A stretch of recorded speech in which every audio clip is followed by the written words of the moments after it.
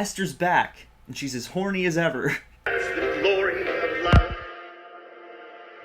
Orphan, First Kill, directed by William Brent Bell, is the prequel to the 2007-2008 film Orphan, starring Isabel Fuhrman, returning here as Esther. I guess it's not a spoiler anymore, the film is like 12 years old at this point. The 31-year-old woman trapped in a 10-year-old's body because of a gland disorder. This time telling the story of how she came to find herself in the orphanage before she was adopted in the first movie. A prequel to the film Orphan was wholly unnecessary in my opinion, mostly because, like, what are you gonna do with it? The whole thing that made the first film so memorable was the twist of the reveal that Esther is actually a 30-something-year-old Lena Klammer, who is actually an escaped mental patient from Estonia.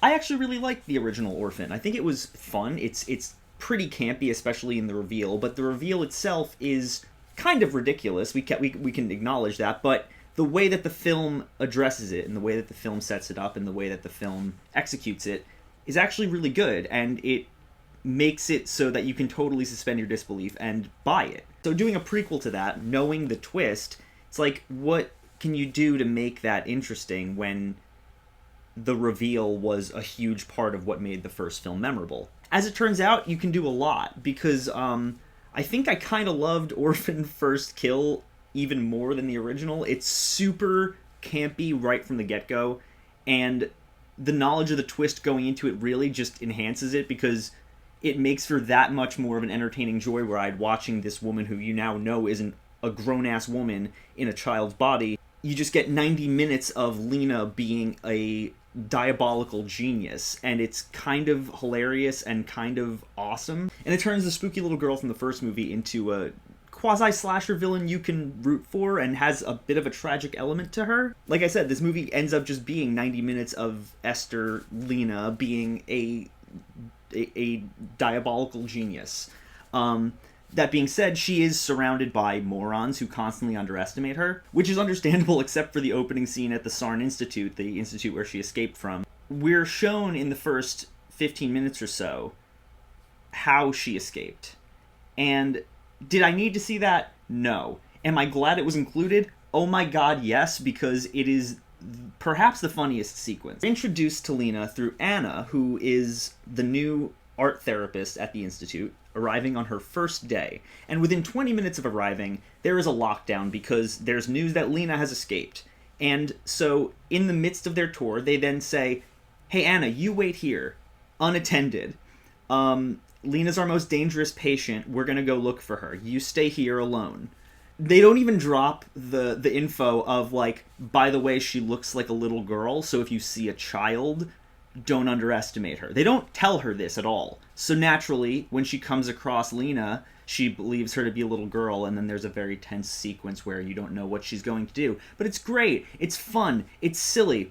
And then after they find her, the guy decides to explain things to Anna in a huge exposition dump to catch people up on the first movie. And during this exposition dump, the doctor acknowledges that Lena is super manipulative and uses her disorder to get what she wants. And right after he acknowledges that, we are shown a scene where they sent the one orderly who apparently is a pedophile to attend to the very dangerous manipulative patient who looks like a little girl. So naturally that goes as well as you'd expect, and Lena uses that to escape. We're also shown that she has certain patients that she has trained to attack orderlies and guards on command, and will utilize that to her advantage often. And the fact that they let her out of her room at all is beyond me. It's actually kind of amazing. Of course, none of that matters or is really meant to be taken too seriously.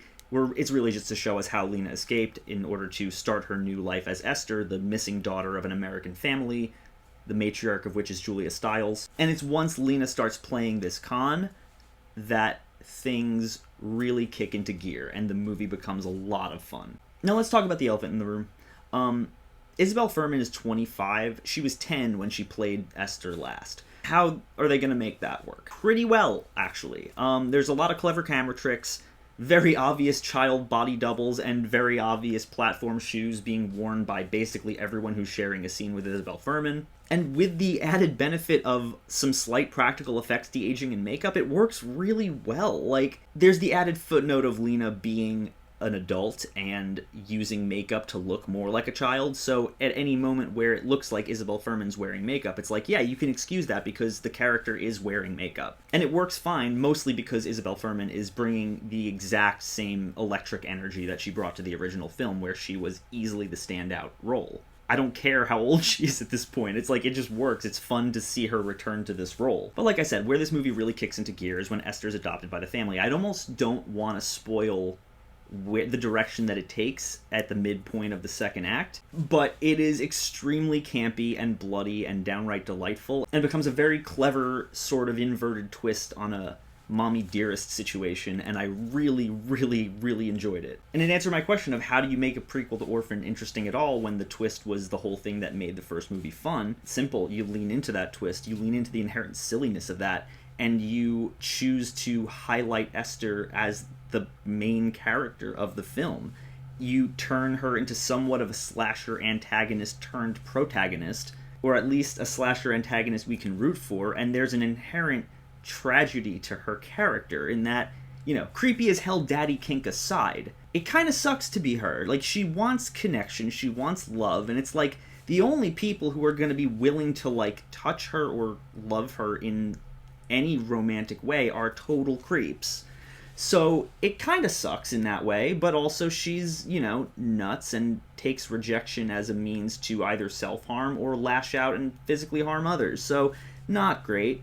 Extremely silly and fun. And when I say this movie is campy, I mean there's a scene where Esther, the 31-year-old little girl in red lipstick, is gunning it down the highway in a Jeep, blasting Maniac while smoking a cigarette.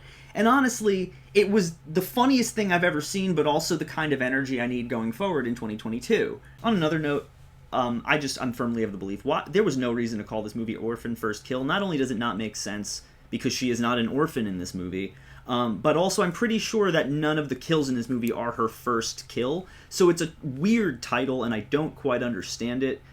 You could have just called it Esther, and honestly, it would have worked better. But, I don't know. That being said, I had a lot of fun with this. I really think I kind of liked it more than the original, mostly just because it wholly embraces that camp and just goes full tilt into insanity, and it's a lot of fun. I was firmly in the camp of, like, a prequel to this is wholly unnecessary, and, like, yeah, it was, but also this movie's a blast, and it has the potential to deservedly turn Orphan into the campy, delightful slasher franchise that it sort of deserves to be after seeing this. As long as Isabel Fuhrman is down to keep playing this character, I'm down to keep watching. It's ridiculous, but I kind of love it, and I am down to see whatever they want to do next with it. As always, guys, thank you so much for watching. If you like this channel, click the thing below. There are some other links down there. You should check them out, including links to podcasts, and I'm going to post the episodes on here soon.